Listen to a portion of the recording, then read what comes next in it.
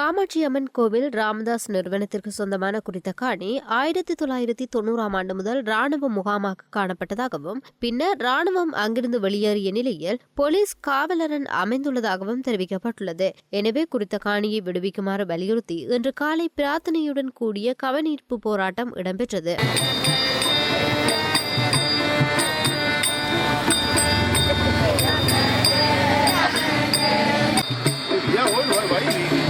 இன்று காலை குறித்த போலீஸ் காவலரனுக்கு முன்பாக ஒன்று கூடிய மக்கள் பிரார்த்தனைகளில் ஈடுபட்டதுடன் போலீஸ் திணைக்களமே மனித உரிமை ஆணைக்குழு, தேசிய போலீஸ் ஆணைக்குழுவின் நீதியான செயற்பாட்டிற்கு ஆதரவளியுங்கள், காணியை ஒப்படைத்து மக்கள் நல திட்டங்களை முன்னெடுக்க ஒத்துழைப்பு வழங்குங்கள் போன்ற வாசகங்களுடன் கூடிய பதாதைகளை ஏந்தியவாறு கவனஈர்ப்பு பிரார்த்தனையில் ஈடுபட்டிருந்தனர். இதேவேளை அரச படையினரிடமுள்ள பொதுமக்களுக்கு சொந்தமான காணிகள் விடுவிக்கப்படும் பட்சத்தில் நல்லாட்சி அரசாங்கத்தின் மீது பொதுமக்களுக்கு நம்பிக்கை ஏற்படும் என தமிழ் தேசிய கூட்டமைப்பின் மட்டக்களப்பு மாவட்ட நாடாளுமன்ற உறுப்பினர் ஞானமுத்து ஸ்ரீநேசன் தெரிவித்தார். ஒரு குறிப்பிட்ட காலக்கெடுவுக்கு பின்னால் விடுவிப்பதாக கூறியிருந்தார்கள். ஆனால் இன்னும் அந்த கால வரையறை இன்னும் நிர்ணயம் செய்யப்படவில்லை. எனவே உண்மையில் வீதியோடு சம்பந்தப்பட்ட போக்குவரத்து கடமைகளை செய்வத வேண்டும் என்பதை நாங்கள் மறுதளிக்கவில்லை. ஆனால் பொருத்தமான இந்த நீளமான இந்த பிரதேசத்தில் பொருத்தமான காணிகள் இருக்கும்.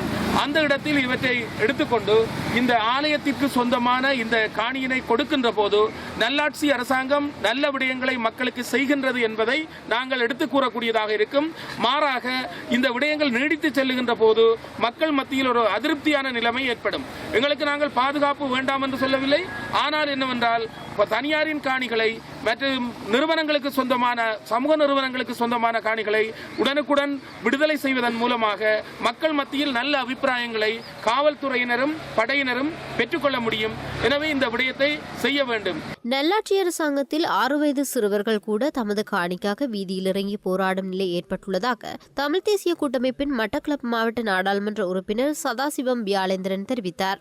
காமாட்சியம்மன் கோயில் நடாத்துகின்ற சுவாமி ராமதாஸ் நிறுவனத்திற்குரிய சொந்தமான 3 ஏக்கர் காணி இன்று வரை விடுவிக்கப்படவில்லை. அவர்கள் பல மகஜர் கொடுத்தும் இந்த நல்லாட்சியில் அவர்கள் பெரிய எதிர்பார்ப்பு இருந்தார்கள், விடுவிக்கப்பட வேண்டும் என்றால் அவர்கள் அறநெறி பணியை செய்கின்றவர்கள் 72க்கும் மேற்பட்ட விதவைகளுக்கு வீடுகளை கட்டி கொடுத்து தொழில் வாய்ப்புகளை ஏற்படுத்திக் கொண்டார்கள். அதை விஸ்தரிப்பதற்காக அவர்கள் அந்த காணியை கேட்டு நிற்கின்றார்கள்.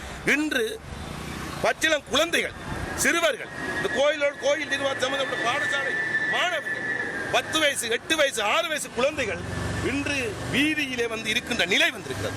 நல்லாட்சியில் நடக்கின்ற செயற்பாடாய் இன்று அவர்கள் வீதியில் வந்து உட்கார்ந்து தங்களுக்கு தேவை, தங்களுக்கு சொந்தமான காணியை கட்டு போராடுகின்ற நிலை, ஒரு துப்பாக்கிய நிலை இங்கே காணப்படுகிறது. இது நான் நினைக்கின்றேன், இந்த பிள்ளைகள், இந்த சின்னஞ்சிறு சிறார்கள் வீதிக்கு வருகின்ற செயற்பாடு இந்த வருஷம் கடைசி என்று இது கடைசியாக இருக்க வேண்டும். இன்னொரு தடவை அவர்கள் இந்த வீதியிலே வந்து உட்காரக்கூடாது. இதை நாங்கள் விரும்புகின்றோம்.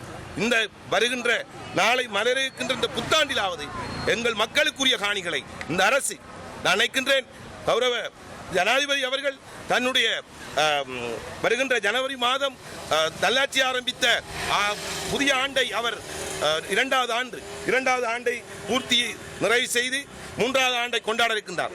இந்த நிலையிலாவது எங்கள் மக்களின் கண்ணீர் துடைக்கப்பட வேண்டும். இந்த பிள்ளைகளுக்குரிய காணிகள் கொடுக்கப்பட வேண்டும் என்பதை நாங்கள் வினயமாக கேட்டுக்கொள்கின்றோம். இதற்குரிய நடவடிக்கைகள் நாங்கள் தொடர்ச்சியாக மேற்கொள்வோம். போரினால் பாதிக்கப்பட்டவர்களுக்கு உதவிகள் செய்யும் ராமதாஸ் நிறுவனத்துக்கு சொந்தமான குறித்த காணியை விடுவிக்க நல்லாட்சி அரசாங்கம் நடவடிக்கை எடுக்க வேண்டும் என கிழக்கு மாகாண சபை உறுப்பினர் கோவிந்தன் கருணாகரம் வலியுறுத்தியுள்ளார்.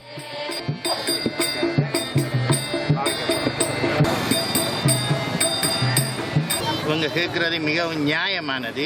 இவங்களோட போராட்டம் இவங்களோட போராட்டத்துக்கு மேலாக கடித போக்குவரத்து நீண்ட நாட்களாக இந்த காணியை பெறுவதற்காக போய்கொண்டிருக்கிறது. இப்போ அறிய கிடைக்குது இந்த காணியை சுவீகரிக்கிறதுக்காக. ஆனால் இந்த காணி சுவீகரிக்கிறதுக்குரிய காணி அல்ல. இந்த கோயில் மற்ற கோயில்கள் மாதிரி அல்ல. இந்த கோயில் பொதுமக்களுக்கு, இந்த போரால் பாதிக்கப்பட்ட கணவனை இழந்த குடும்பங்களுக்கு வீடுகள் கட்டி கொடுத்தும் மற்ற தேவைகளுக்கும் இந்த கோயில் பயன்பட்டு கொண்டிருக்கிறபடியா இந்த கோயிலுக்குரிய காணியை அரசாங்கம் நிச்சயமாக உடனடியாக கையளிக்க வேண்டும்.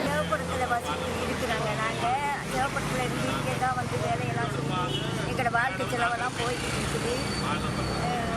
பிள்ளைலாம் வந்தாலும் இங்கே தான் கூட்டிகிட்டு வரோம். எங்களை கஷ்ட நிலைமையெல்லாம் அந்த கருணாலயத்தில் தான் நாங்கள் போக்காட்டிகிட்டு இருக்கிறோம். கருணாலயத்தில் வேலையும் இல்லை, ஒன்றும் இல்லைன்னா நாங்கள் நிலைமை மோசமாக தான் போவோம். ஆனால் அப்படியால இடம் இருந்தால் இன்னும் எங்களுக்கு இன்னும் சுகமாக இருக்கும்.